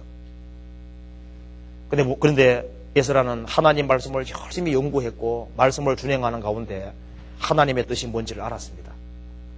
그래서 왕에게 총애받는 사람이었지만 그 모든 것을 버리고 120일이 걸려서 예루살렘에 돌아와서 하나님 백성들을 바로 세우는데 일생을 바쳤습니다. 이스라엘 백성들을 가르치기로 굳게 마음에 결심하였었더라. 그날은 특별한 날입니다. 그리고 그것을 실행에 옮기고 120일이 걸려서 예루살렘에 돌아왔을 때 그것이 그 여정이 성경 기록되어 있는 겁니다. 베드로, 야고보, 요한은 어부잖아요. 그들이 어부지만은 주님께서 부르셨을 때 나를 따라오너라 내가 너희로 사람 넘는 어부가 되게 하리라 했을 때 주님 나는 못 버립니다. 나는 어부로 몸이 굵은 사람인데 나는 그물 못 버려요 하고 그물 붙잡아서 어떻게 되겠습니까? 그 사람은 하나의 어부로 끝나버리는 겁니다. 갈릴리 바다가에 살던 베드로, 야고보, 요한 물고기 잡아먹다가 죽다. 그거 외에는 없는 거예요. 사람을 낚는 어부가 되게 하리라. 나를 따라오너라. 내가 너로 사람 낚는 어부가 되게 하리라. 주님의 그 말씀을 굳게 붙잡았을 때 그것이 얼마나 축복입니까? 그리스도인들이 죄에서 구별되어 살기로 결정하고 죄를 완전히 버린 날은 축복의 날입니다. 살아가는 속에서 인생의 고통과 슬픔과 괴로움이 있을지라도 그걸 잘 견디고 신앙생활을 잘하는 모든 날들은 뭐예요? 그 축복이잖아요. 11조 생활을 하지 아니하던 사람들이 마음의 결심을 굳히고 11조 하기로 마음의 결심을 굳힌 날, 그걸 실행한 날, 그 얼마나 축복이에요. 과부가 2렙돈을 바쳤을 때 자기 생활비 전부를 바친 겁니다. 그 축복이잖아요. 성경 기록되어 있습니다. 우리가 일상생활하는 속에서 주님을 기억하고 그 저녁에 성경을 읽고 그리고 주님을 기억하고 기도한 모든 날들은 그거는 주님 앞에 영구하게 기록되는 날들인 거예요. 시편 16편 찾아봅시다.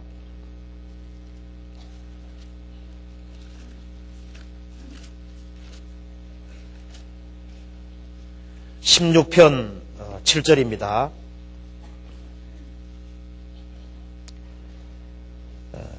나를 훈계하신 여호와를 송축할지라 밤마다 내 심장이 나를 교훈하도다. 나를 훈계하신 여호와를 송축할지라 밤마다 내 심장이 나를 교훈하도다. 왜 이렇게 말했을까요? 밤에 다윗은 주님을 기억했던 겁니다. 하루 사는 삶 자체를 다윗이 되돌이켜 보는 거예요. 밤마다 내 심장이 나를 교훈하도다. 다윗은 침상에서 주님을 기억한 겁니다. 시편 63편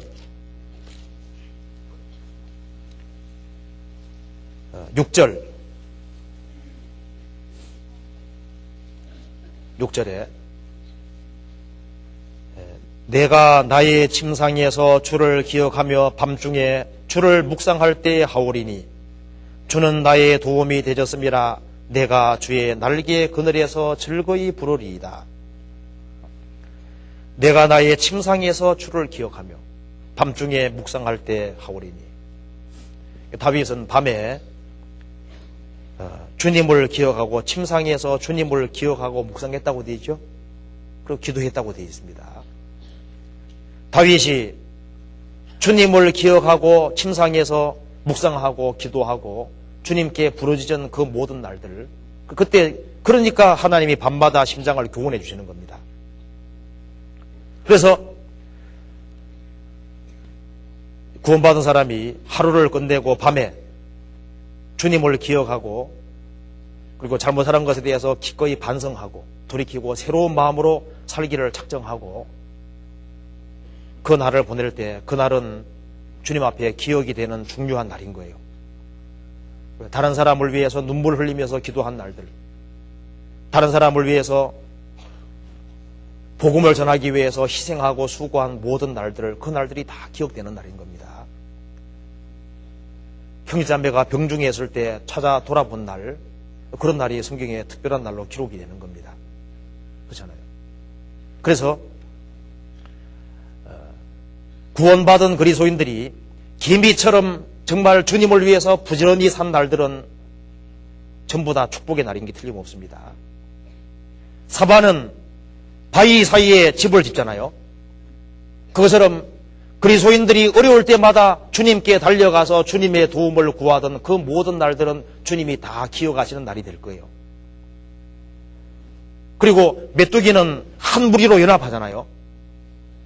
그것처럼 그리스도인들이 함께 한 무리가 되어서 복음의 신앙을 위해 협력하고 주님을 위해 살아갈 때 그 모든 것이 다 기억되는 날이 되는 겁니다.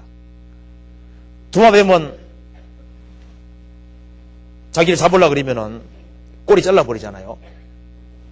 그리스도인들이 주님의 영광을 위해서 인정주를 끊고 쓸데없는 그 모든 죄들을 끊고 죄에서 구별되는 그 모든 날들은 특별한 날일 겁니다. 성경에 사자를 칭찬하고 있습니다.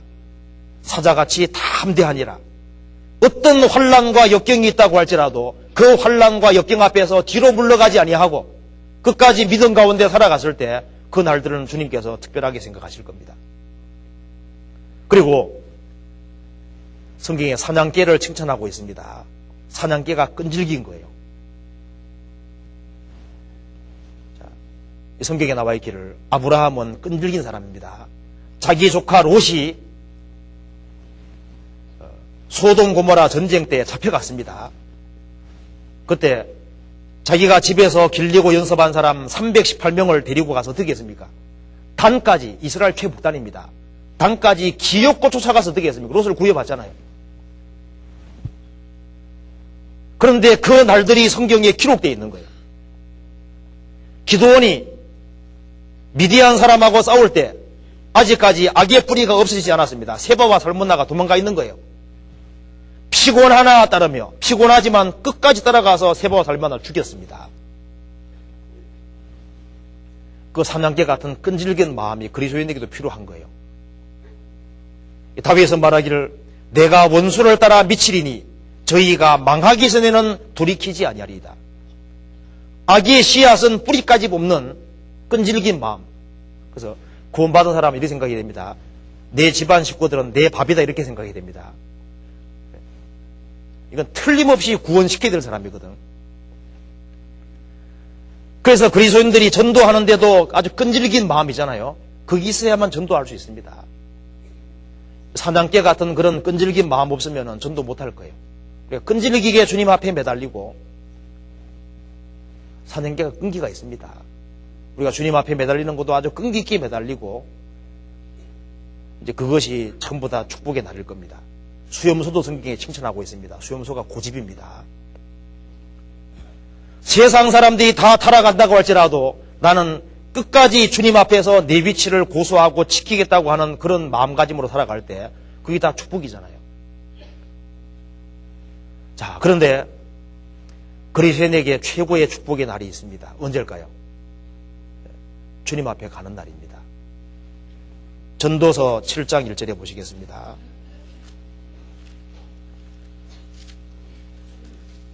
(7장 1절) 이건 같이 읽어보시겠습니다. 952페이지입니다.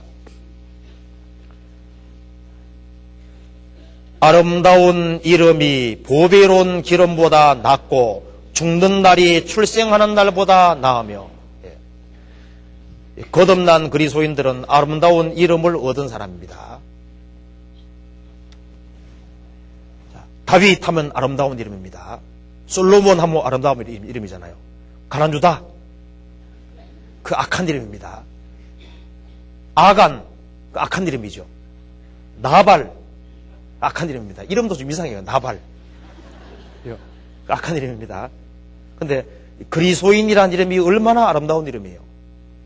아름다운 이름이 보배로운 기름보다 낫고 아름다운 이름을 얻은 사람은 죽는 날이 출생하는 날보다 나으며. 성도의 죽는 것을 여호와께서 귀중히 보시는도다. 구원을 받은 사람으로서 그 구원받은 사람이 죽는 날은 가장 축복된 날이고, 그리스도인이 죽으면은 그날은 영원한 안식으로 들어가는 날이 되는 겁니다. 이 세상의 모든 수고와 슬픔이 다 끝나는 날이 되는 거예요. 죽는 날이 출생하는 날로 나을 것이다. 구원받은 사람은 죽는 날이 가장 행복한 날이 되는 겁니다. 반대로 구원받지 아니한 사람은 가능하면 죽지 말아야 될 겁니다. 이제 죽으면 이런 말 있잖아요. 사나 죽으나 고생이라고. 그건 구원 안 받은 사람에게 해당되는 말입니다. 구원 안 받은 살아도 고생이, 죽은 건너가면 더 큰 고생이 남아있는 거예요. 근데 그리스도인들은 다릅니다. 이게 말한 대로 죽는 날이 출생하는 날보다 낫다. 그리스도인들이 죽는 그날은 모든 고통과 수고에서 완전히 해방되는 날인 거예요. 이사야 60장 보시겠습니다. 이사야 60장 19절.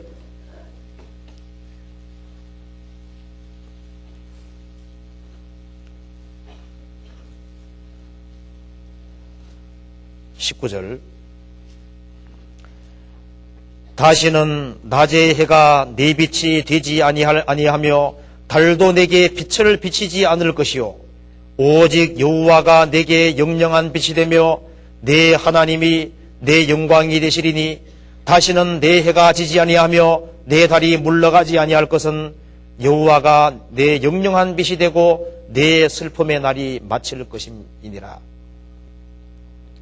이렇게 특별히 보면은 내 슬픔의 날이 마칠 것임이니라. 자, 구원받은 사람이 일상에 살아가는 속에서 많은 고통과 수고와 슬픔을 겪습니다. 그렇지만은 그리스도인들은 주님 앞에 서는 그날은, 주님 앞에 가는 그날은 모든 수고와 슬픔을 마치는 날인 거예요. 성도의 죽는 것을 여호와께서 귀중히 보시는도다. 그래서 주님 안에서 죽는 것도 복이지만은 주님이 재림하실 때 산채로 주님 앞에 가는 것은 훨씬 더 큰 복이라고 할 수 있습니다. 에녹은 산채로 들림 받았습니다. 죽음을 보지 않고 주님 앞에 갔으니까 얼마나 그 축복입니까? 엘리야는 산채로 들림 받았습니다. 우리는 산채로 주님 앞에 갈 수 있는 그런 시대에 살고 있습니다. 죽음을 통과하지 아니하고 주님 오시는 그날 산채로 몸이 변화되어 주님 앞에 선다면 얼마나 큰 축복이 되겠습니까? 그래서 그리스도인들이 주님 앞에 서는 그날 되면은 궁금한 거 물으면 주님이 다 대답해 주시겠죠? 저도 생각해 볼 때 주님 저 왜 한국에 태어나게 하셨습니까? 그리고 우리가 살아가는 속에서 이해 안 되는 것이 많습니다. 궁금한 것도 많고 풀리지 않는 것도 많지요. 주님 앞에 가면은 다 풀립니다. 지금은 내가 부분적으로 알지만은 그때는 주께서 나를 아신 것 같이 온전히 다 안다 그랬습니다. 그리스도인에게 있어서는 주님 앞에 서는 그날 일생 동안 자기가 살면서 익힌 것보다 훨씬 더 많은 걸 익히는 날입니다. 무드셀라가 969세를 살았습니다. 무드셀라가 969년 살면서 세상에서 모든 걸 보고 익힌 것보다가 그리스도인들이 주님 앞에 서는 그날 익히는 게 훨씬 더 많을 거예요. 한꺼번에 모든 것이 싹 풀릴 겁니다. 그리고 그리스도인들에게는 축복의 날들이 영원히 남아 있습니다. 왜? 그리스도인들이 주님 앞에 들어가는 그날부터는 영원이거든요. 거기에서 영원토록 주님과 함께 그날을 계속 보내게 되는 거예요. 요한계시록 21장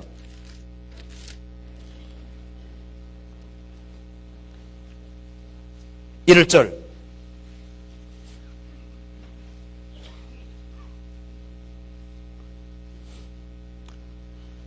1절에 또 내가 새 하늘과 새 땅을 보니 처음 하늘과 처음 땅이 없어졌고 바다도 다시 있지 않더라.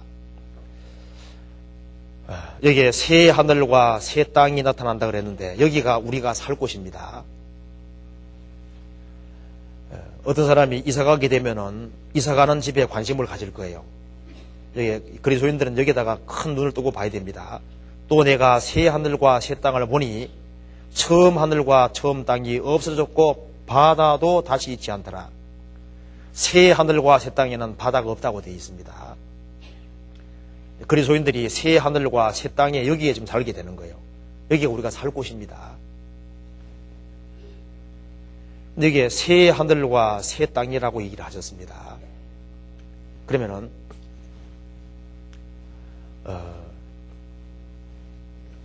우리가 이게 새 하늘과 새 땅이라고 했을 때 이 새 하늘과 새 땅은 지금 우리가 보고 있는 이 하늘과 땅하고는 좀 다를 거예요. 왜냐하면 우리가 계시록에 보면은 우리가 새 노래 부른다 할 때 여기에서 찬송 부르는 그런 노래하고는 어떨까요? 차원이 다른 종류의 노래입니다. 그렇지 않을까요? 그리고 그리스도인들이 새로운 몸을 입을 때 이런 몸하고는 차원이 다를 거예요. 부활의 몸이니까. 씨앗이 꽃이 되는 것처럼 애벌레가 나비가 되는 것처럼 그렇게 영광스럽게 부활할 겁니다. 그러면 새 하늘과 새 땅이라고 했을 때 이런 하늘과 이런 땅하고는 차원이 다를 거예요. 새 하늘과 새 땅을 보니 사도 요한은 봤습니다. 여기가 우리가 살 곳이기 때문에. 그런데요, 지금 지구상의 원소가 103개로 되어 있습니다. 103개 내지 106개라 그러는데 103개 내지 106개의 원소를 사용해서도 이렇게 아름다운 지구가 구성되어 있습니다. 이 꽃을 보시면 이게 원소가 몇 개 없거든요. 우리 몸에도 원소가 그렇게 많지 않습니다. 어머니들이 요리할 때 재료를 5개 사용해서 요리하는 거하고 500개 사용해서 요리한다고 해봅시다. 얼마나 달라질까요? 옷을 만들 때도 옷감의 실을 5종류의 실을 있잖아요. 그걸 사용하는 거하고 한 100개 종류의 실을 사용해서 만들면 어떨까요? 훨씬 더 화려하게 만들 수 있습니다. 그렇지 않겠습니까? 재료를 많이 사용할수록 훨씬 다양하게 되는 거예요. 그림을 그릴 때 이제 색을 한 10개 사용해서 그림을 그렸다. 그거 하고 한 200개 사용해서 그렸다. 그건 훨씬 다를 거 아니에요. 하나님께서 우리의 눈도 지금 제한되게 만들어 놨습니다. 우리가 지금 볼 수 없는 것도 너무 많이 있습니다. 근데 이 원소를 주님께서 103개가 아니라 한 1000개 사용해서 만든다고 해봅시다. 하나님은 최고의 과학자고 최고의 예술가니까 제가 하나님이 예술가라는 걸요. 꽃 박람회 있잖아요. 그 한번 가볼 수 있으면 가보는 것도 좋을 것 같아요. 꽃을 보면은 저런 꽃을 만들 수 있는 분은 예술가 중에 예술가다 그 말입니다. 이거 만드시는 분은 예술가잖아요. 하나님은 예술을 아시는 분이거든요. 아신다고 하면 안 되지. 그러면 이제 그거 신뢰하는 것 같은데 주님 앞에. 아시는 게 아니라 하나님은 진짜 예술가 중에 예술가입니다. 제가 싱가포르에 갔을 때 새들을 또 보니까요. 우리가 못 본 새들도 많습니다. 그럼 새들을 봤을 때 그 새들을 만드는 분은요. 정말 아주 예술의 아주 극치를 가지고 계신 분인 거예요. 그러니까 최고의 예술가고 최고의 과학자 되시는 하나님이 예를 들어서 1000개 정도의 재료를 가지고서 하늘과 땅을 구성하신다면은 상상할 수도 없는 그런 것들을 엄청나게 만들어내실 거다 그 말입니다. 물론 그거보다가 훨씬 더 엄청날 거예요. 그래서 그 영원한 새 하늘과 새 땅에서 우리가 사는 겁니다. 3절부터 4절까지 같이 읽어보겠습니다. 내가 들으니 보좌에서 큰 음성이 나서 가로되 보라 하나님의 장막이 사람들과 함께 있음에 하나님이 저희와 함께 거하시리니 저희는 하나님의 백성이 되고 하나님은 친히 저희와 함께 계셔서 모든 눈물을 그 눈에서 씻기심에 다시 사망이 없고 애통하는 것이나 곡하는 것이나 아픈 것이 다시 있지 아니하리니 처음 것들이 다 지나갔음이로라. 이 3절 말씀 속에 함께란 말이 3번 나와 있습니다. 하나님이 구원받은 사람들과 함께 거하신다. 하나님과 영원히 함께 거하신다는 것이 얼마나 축복이겠습니까? 예수님의 제자들이 예수님과 함께 있는 그 날들은 축복이었습니다. 그런데 우리를 사랑하시는 주님과 영원히 함께 한다는 그 사실만큼 축복은 없을 거예요.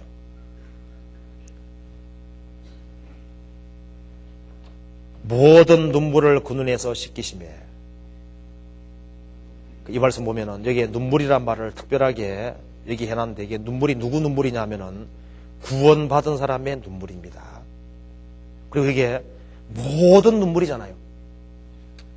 내 원통한 이것은 주님이 모르실 거다. 안 씻어줄 거다. 그러지 않습니다. 모든 눈물을 씻기심에 눈물이란 눈물은 주님이 다 씻겨준다 그랬습니다. 그리스도인이 살아가는 속에서 우울한 소리도 많이 듣고 남모르는 비난도 받고 그 고통이 많이 있을 거예요. 그러지만 성경에서 말씀하기를 모든 눈물을 그 눈에서 씻기심에 주님 앞에 섰을 때 주님 앞에 바르게 산 사람과 그렇지 않은 사람의 위로가 분명히 틀릴 거예요. 위로의 급여는 분명히 틀립니다. 천국에 들어가면 다 좋을 거예요. 그러지만은 주님 앞에서 바르게 산 사람과 그렇지 못한 사람의 위로의 깊이는 분명히 틀릴 겁니다.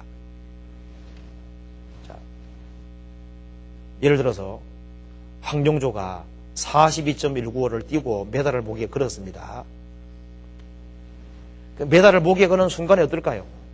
자기가 그렇게 고생한 것들, 그 다음에 그 뛰는 속에서 얼마나 그 고난받고 그렇게 큰 어려움을 겪었을 겁니다. 근데 그걸 목에 거는 순간에 자기가 고생한 모든 것이 한꺼번에 다 잊혀져 버리는 거예요. 근데 황룡조 친구가 있잖아요.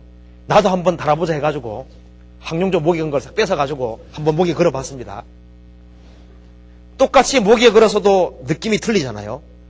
틀립니다. 그것처럼 주님 앞에 섰을 때 다 좋겠지만은 주님 위해서 희생하고 수고하고 선 사람과 그렇지 않은 사람이 분명히 틀립니다. 근데 그 위로는 영원한 위로라고 되어 있어요. 영원한 위로입니다. 영원한 상과 영원한 위로가 있다 그랬습니다. 분명히 있습니다. 그래서 모든 눈물을 그 눈에 씻기심에 이것이 위로해 준다 그 말씀입니다. 그래서 구원받고 난 이후에 주님 앞에 위로받기 원하시는 분들은 어떻게 되겠습니까? 주님 위해서 눈물을 많이 흘리는 것이 필요할 거예요. 눈물을 씻기심에 다시는 사망이 없고 눈물이 없는 세계만으로도 좋을 텐데 다시는 죽음이 없고 애통하는 것이나 곡하는 것이나 아픈 것이 다시 있지 아니하리니 처음 것들이 다 지나갔습니다. 이거 제가 대통령 얘기해서만 안 믿습니다. 이거 어떤 유명한 사람 얘기해서도 안 믿습니다. 이건 누가 한 말씀입니까? 하나님께서 하신 말씀이기 때문에 틀림없는 거예요. 하나님이 할 수 없는 것이 거짓말이거든요. 모든 눈물을 그 눈에서 씻기심에 다시는 죽음이 없고 애통하는 것이나 곡하는 것이나 아픈 것이 다시 있지 아니하리니 처음 것들이 다 지나갔습니다. 하나 넘겨보시겠습니다. 25절 같이 읽어보시겠습니다. 25절 성분들을 낮에 도무지 닿지 아니하리니 거기는 밤이 없습니다.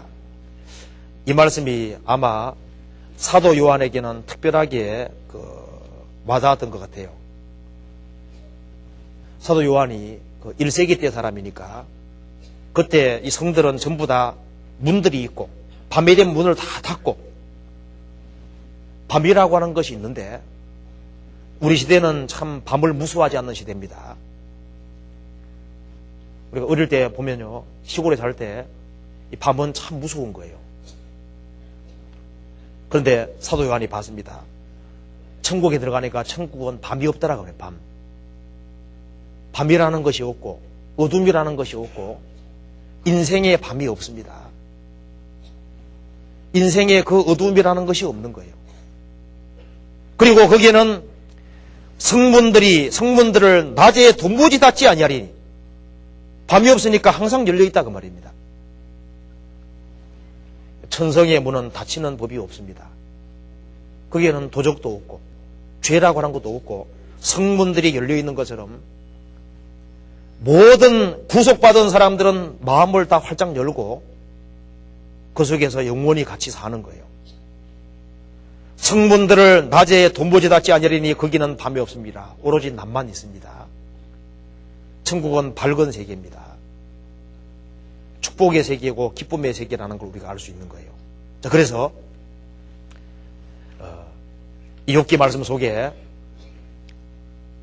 구원받은 그리스도인들이 주님 앞에 섰을 때 물론 그리스도인의 심판대를 잠깐 통과할 겁니다. 그랬을 때 주님 뜻 가운데 살지 못한 모든 것은 다 없어질 것이고 주님의 뜻 가운데 살아간 것들은 영원히 남을 거예요. 자, 그래서 그리스도인들은 어떻게 생각하는 것이 필요하냐면은 지금 내게 주어진 시간이 많지 않습니다. 구원받고 주님 앞에 가는 날이 많이 남은 것이 아닌 거예요.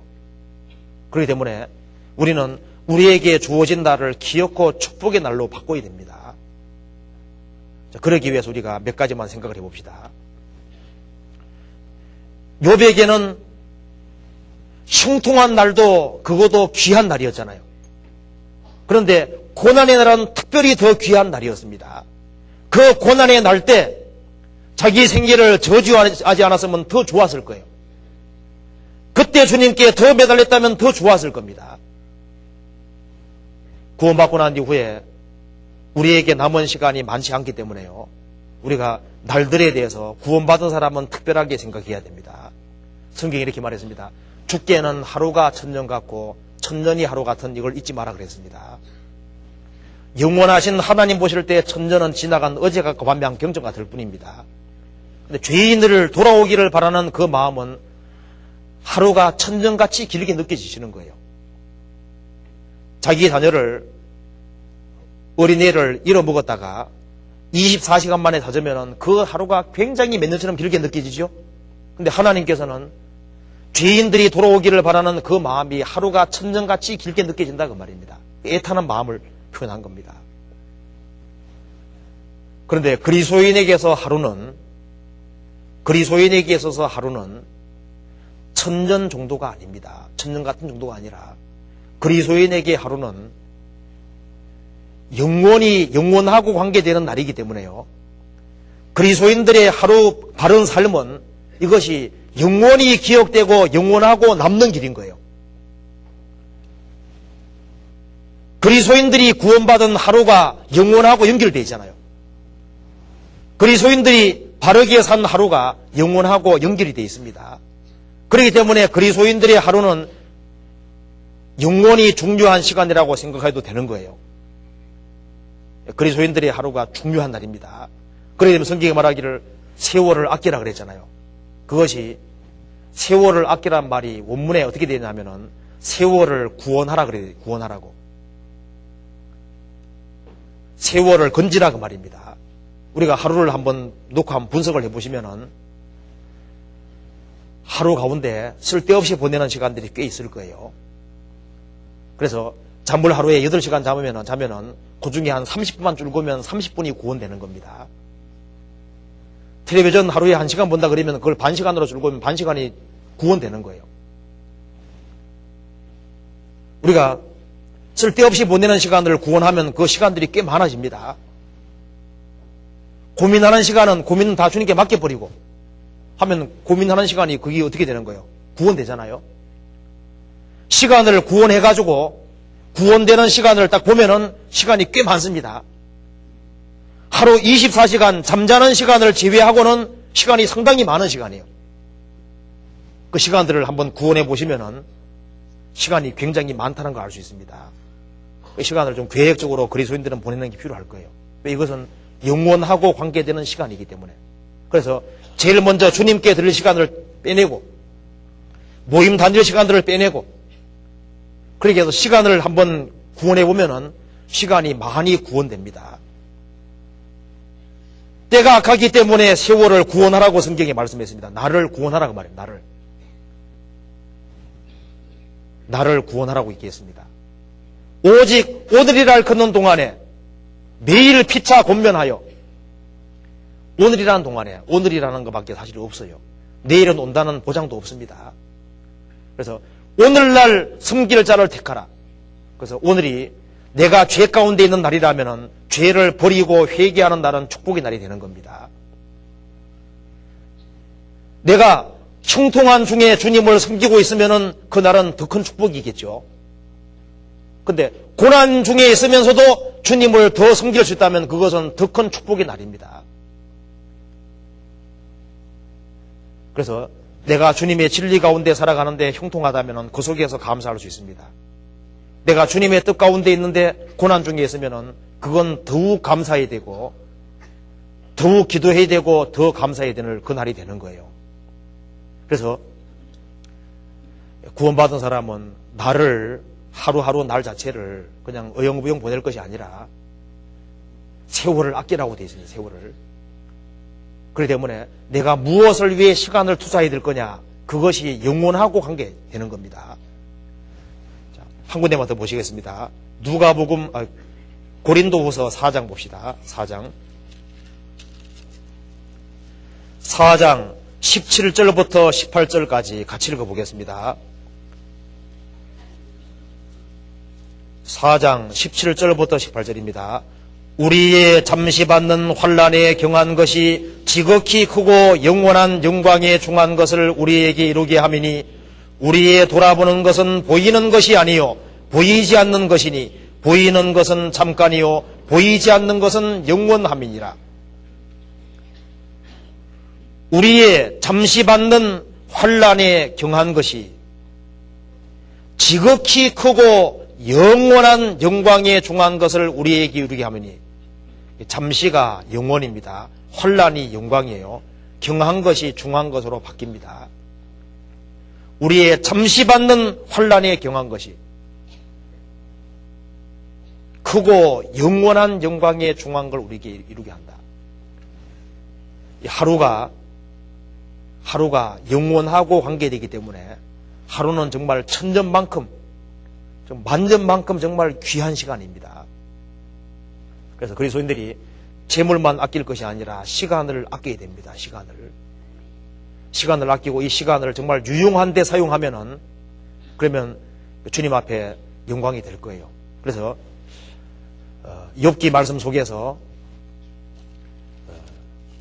욥이 자기 생기를 저주한 것이 사실은 고통스러운 날이 있으면은 너무 큰 고통이 있으면은 자기도 모르게 이런 말이 나올 수 있습니다. 욥이 신앙이 없어서 이런 얘기 한 거 아니에요. 이런 소리가 나올 법할 때가 있습니다. 너무 쓰라린 그 고통이 있을 때 차라리 내가 안 태어났으면 좋았을 텐데 이런 말 할 때가 있잖아요. 그런데 그리스도인들은 그때가 제일 중요한 시기라고 할 수 있는 거예요. 그때가 내가 진리 가운데 살고 있는데 그런 큰 고통이 있을 때 그때는 정말 특별한 날이라고 생각하고 이건 주님이 내게 더 크고 영원한 것을 주기 위함이라는 것을 믿으면 틀림없을 겁니다. 그래서 형통한 날에는 기뻐하고 공고한 날에는 생각하라. 공고한 날에 뭘 생각해야 되냐면은 내가 잘못한 것이 없는지를 생각해 봐야 되고 잘못한 것이 없다면은 그 속에서 주님이 내게 더 큰 영광을 주기 위한 것이라고 생각해야 되고 그것을 기쁘게 견뎌내는 그런 것이 필요할 거예요. 그래서 우리 구원받은 그리스도인들이 각자가 주님 앞에 섰다고 해봅시다. 섰을 때 그리스도인의 심판들을 통과할 때 어느 때가 가장 큰 상으로 남겠습니까?